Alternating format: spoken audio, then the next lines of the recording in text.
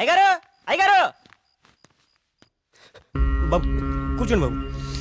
అయ్యగారు అయ్యగారు కూర్చోండి బాబు. బాబు అరే ఏమైంది బాబు? ప్రియా ప్రియా ఇదిగో నువ్వు వెళ్ళి దూది ఇట్టించారు పట్రా. కార్తీక్ ఏమైంది? ఎవరైనా నీ మీద దాడి చేశారా? మీకెలా తెలుసు? ఊహించాను. నువ్వు భగవంతుడికి ఎదురెళ్తున్నావు ఊరంతా నమ్ముతోంది.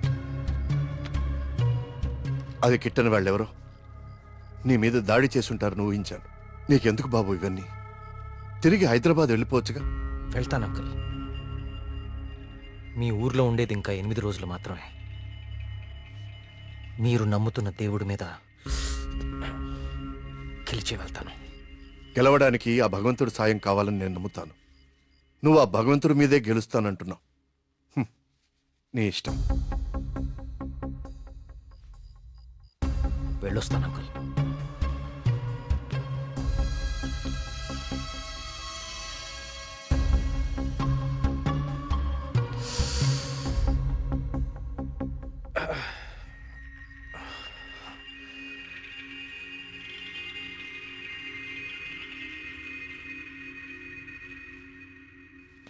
కార్తీక్ బాబు ఎక్కడికి?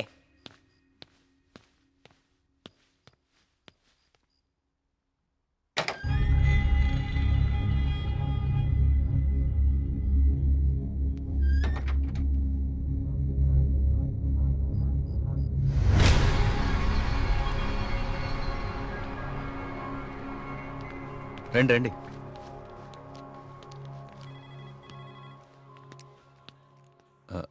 ఆ దెబ్బేంటి? చిన్న యాక్సిడెంట్. జాగ్రత్త కార్తీక్. చాలా ఆశ్చర్యంగా ఉంది ఇన్స్పెక్టర్.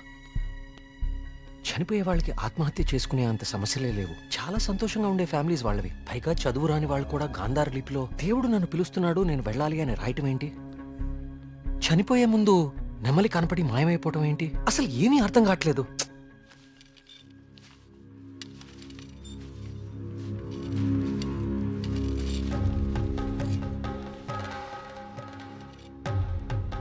సార్ ఇదిగోండి సార్ ఫైల్. ఇక్కడ పెట్టు. పోస్ట్ మార్టం చేసిన డాక్టర్ని అడిగాను. వాళ్ళు చనిపోయిన వాళ్ళకి ఎలాంటి హెల్త్ ప్రాబ్లమ్స్ లేవని చెప్పారు.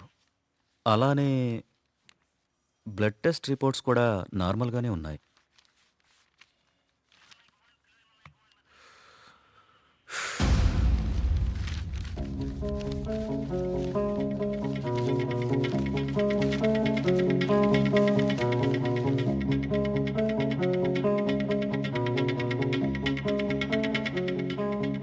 ఏంటిది? బాబు, కొన్ని నెలల క్రితం మన ఊర్లో కొంతమంది వచ్చారు. వాళ్ళని ఏదో అంటారే. మన ఊళ్ళో ఎన్జిఓ వాళ్ళు క్లాసెస్ కండక్ట్ చేశారు. కొన్ని రోజుల క్రితం చనిపోయిన శ్రీనివాస్ ఆ క్లాసెస్కి వెళ్ళాడు. ఆ ఎన్జిఓ రిసిప్ట్ ఇది. ఎన్జిఓవా? నేను వాళ్ళతో మాట్లాడొచ్చా? ఆ మాత్రం నాకు తెలీదా? ప్రతిదాన్ని అనుమానించడం కరెక్ట్ కాదు కార్తీక్. నన్నే అడుగుతున్నావు. నేనైనా ఎంక్వైరీ చేశాను. ఇన్స్పెక్టర్, నాకు ఛాన్స్ తీసుకోవటం ఇష్టం లేదు. నేను ఆ ఎన్జిఓ ఆఫీసర్తో మాట్లాడతాను.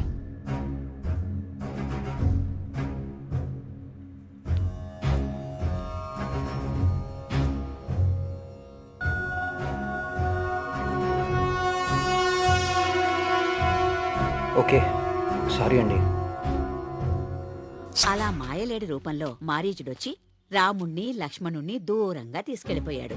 వెంటనే రావణాసురుడొచ్చి సీతమ్మ వారిని ఎత్తికెళ్లిపోయాడు.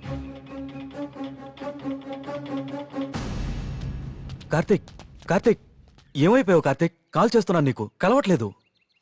రాలేదే, బ్యాటరీ అయిపోయినట్టుంది. ఏమైంది? ఎవరో ఒకతను మేఘన ఎలా చనిపోయిందో తనకు తెలుసని కాల్ చేశాడు. ఏంటి? అవును, ఎవరో సురేష్ అంట. అతను మహాదేవపురం నుంచి కాల్ చేస్తున్నా అని చెప్పాడు. నాకు డౌట్ వచ్చి నేను సిగ్నల్ ట్రేస్ చేశాను. చేస్తే అతను చెప్పింది నిజమే కార్తీక్. ఉందా నంబరు? ఆ, ఇదే.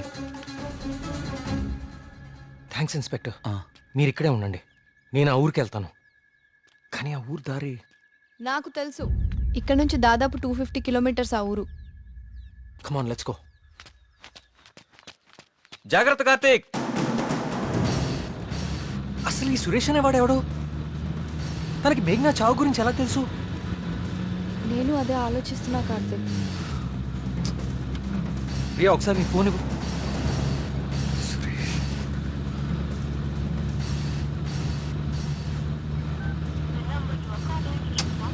ఛ!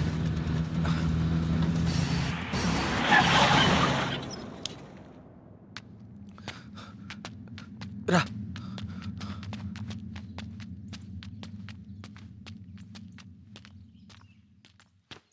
ఏమండి, ఏమండి,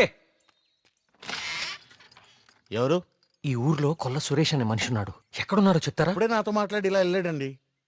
అటా ఇటే. నేనే అనుకుంటా. సార్, సురేష్ అంటే మీరేనా?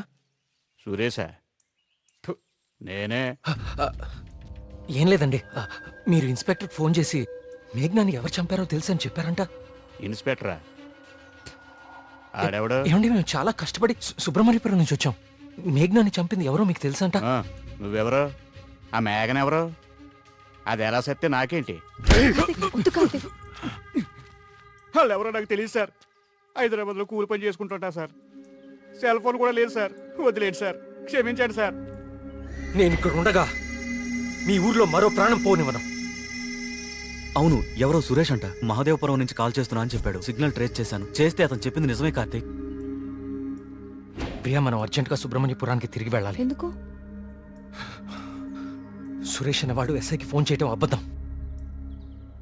That inspector knows something. అతనికి ఆ ఆత్మహత్యలకి ఏదో ఒక సంబంధం ఉంది.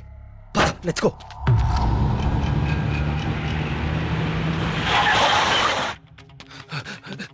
సార్, ఆ ఎస్ఐ ఎక్కడ ఉన్నాడు?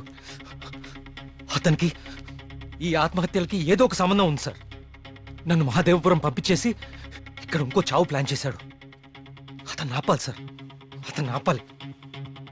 ఈ ఊర్లో ఇంకొక్క ప్రాణం కూడా పోకూడదు. ఏం మాట్లాడరేంటి సార్?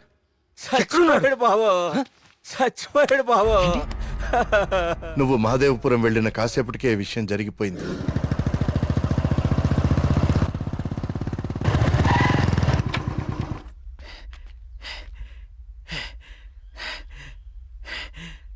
ఇన్స్పెక్టర్ గారు, టీ ఇదేమంటారా?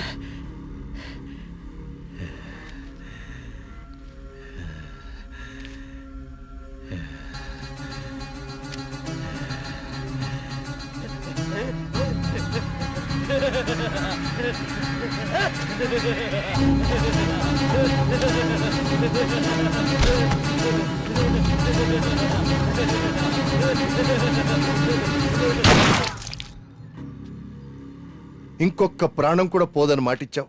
ఇప్పుడు ఊళ్ళో వాళ్ళకి మనం ఏమని ధైర్యం చెప్తాం? ఏ ఊరి చరిత్ర చూసినా ఏముంది?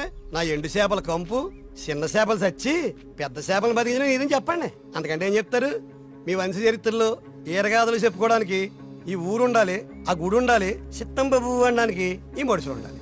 కానీ వర్మ గారు, మీకు ఊడిగా చేయడానికి కూడా మడుసులు మిగడం లేదు ఈ ఊళ్ళో. ఎమ్మెల్యే గారు, మీరు నన్ను అపార్థం చేసుకుంటున్నారు. ముందు మీరు సరిగా అర్థం చేసుకోండి. పోతున్న పేనాలు గుడిసిల్లోయి, కోట్లో కాదు కదా. అందుకే మీకు అర్థం కావట్లేదు. అయినా ఓ ప్రశ్నకి సమాధానం చెప్పండి. ప్రమాదం అని తెలిసి ఈ ఊళ్ళోనే ఎందుకు ఉండాలి? ఇన్ని ప్రాణాలు పోతున్నా ఏ స్వార్థంతో మీరు జనాల్ని ఈ ఊరు వదిలి అనకుండా చేస్తున్నారు? చెప్పండి సమాధానం. వర్మ గారు, గుడి దగ్గర చిన్న పూజారి ఆత్మహత్య చేసుకోవడానికి ప్రయత్నించాడు.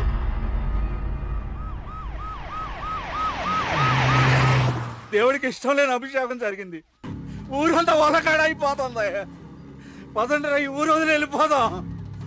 అయ్యో వర్మ గారు, వెళ్తామండి. పదండ్రా, ఇక్కడ ఎందుకురా?